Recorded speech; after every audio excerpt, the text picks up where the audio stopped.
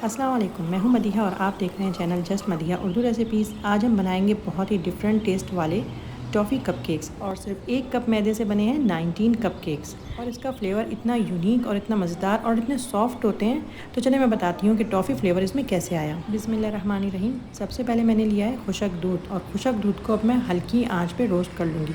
अगर आप इसमें ज़्यादा टॉफ़ी का टेस्ट लाना चाहते हैं तो उसको थोड़ा सा डार्क ब्राउन करिएगा और अगर लाइट ब्राउन करेंगे तो टेस्ट थोड़ा हल्का आएगा।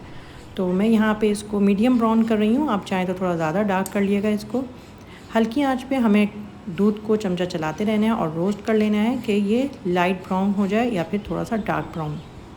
बिना किसी मेहनत के ये बहुत सॉफ्ट बनने वाले हैं और उसकी वजह ये दूध ही है। अच्छा, मेरा जो खुशक दूध है ये ब्राउन हो चुका है और मैंने उसको एक साइड पे रख दिया है, थोड़ा कूल होगा और इतने में हम बाकी काम करते हैं। अब मुझे चाहिए 3 अंडे और सब चीज़ें रूम टेम्परेचर पे होनी चाहिए, ये मैं आपको हमेशा बताती हूँ।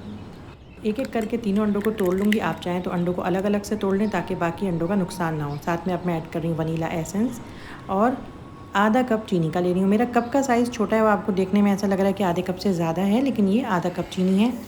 अब मैं इसको अच्छे से बीट करूँगी 5 मिनट। स्पीड मैंने तेज़ कर दी है और बाकी मैं इंग्रेडिएंट्स सारे मेंशन कर देती हूँ। अगर कभी कोई रह जाता है तो मैं डिस्क्रिप्शन बॉक्स में तमाम इंग्रेडिएंट्स लिख दूँगी। अब मैं इसमें ऐड कर रही हूँ तेल, ये भी आधा कप ही तेल है और साथ में 1 कप पानी। ये रूम टेम्परेचर पे पानी है, ना ठंडा है ना गर्म है, सादा पानी है। डालने के बाद थोड़ा सा दोबारा मिक्स करेंगे और इसमें ऐड कर रही हूँ मैदा। मैदे को मैं छान के ऐड करूँगी। मैदा है सिर्फ 1 कप, ठीक है।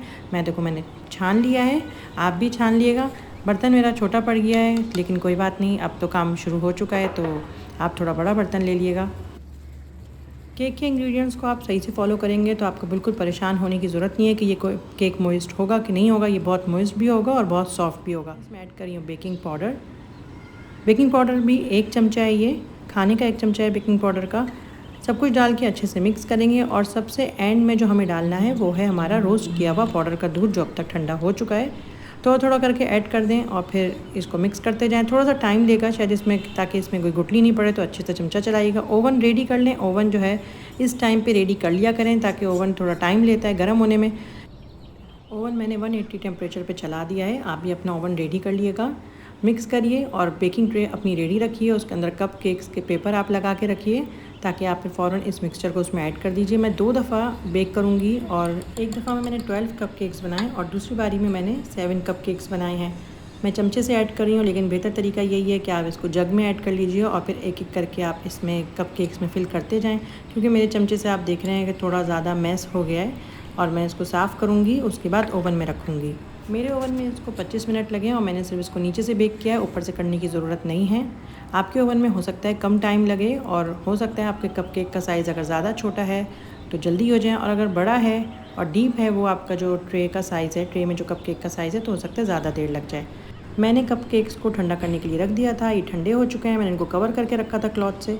अब इसमें से मैं बीच में होल कर रही हूँ ताकि मैं इसमें फिलिंग कर सकूँ। कैरेमल सॉस मैंने रेडी कर ली है और कैरेमल सॉस की रेसिपी मैं डिस्क्रिप्शन बॉक्स में मेंशन कर दूँगी। मैं 2-3 दफ़ा कैरेमल सॉस बना चुकी हूँ, एक क्रीम के साथ, एक विदाउट क्रीम। तो आपको जो समझ आती है आप वही रेसिपी फॉलो करिए। मैं कपकेक्स को क्रीम से डेकोरेट भी करूँगी। अगर आप नहीं डेकोरेट करना चाहते तो आप पूरे के पूरे कपकेक के ऊपर एक लेयर लगा दें कैरेमल सॉस की, तो भी आपके कपकेक्स बहुत मज़े के लगेंगे और आपको टोटल टॉफ़ी का फ्लेवर देंगे।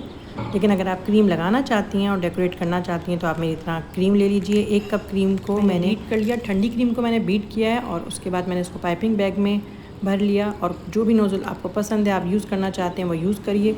कपकेक्स बहुत लाइट लगते हैं, ये हैवी नहीं लगते हैं क्योंकि इसके अंदर बहुत ज़्यादा कोई तेल नहीं है, कोई घी नहीं है, कोई मक्खन नहीं है। क्रीम लगाने के बाद मैं इसके ऊपर दोबारा से कैरेमल सॉस ऐड कर रही हूँ। बहुत मज़ेदार, सॉफ्ट और मॉइस्ट कपकेक्स हैं। अगर आपको कपकेक्स हैवी लगते हैं खाने में तो आप यकीन जानें ये कपकेक्स आपको पता भी नहीं चलेगा और कब आप 2-3 कपकेक्स खा भी लेंगी। अगर आप पहली बार कपकेक्स बनाने वाली हैं तब भी ये रेसिपी आपके लिए बहुत बेस्ट रिज़ल्ट देगी, और अगर आप बनाती रहती हैं तो भी इस रेसिपी को ज़रूर ट्राई करिएगा, आपको ज़रूर पसंद आएगी।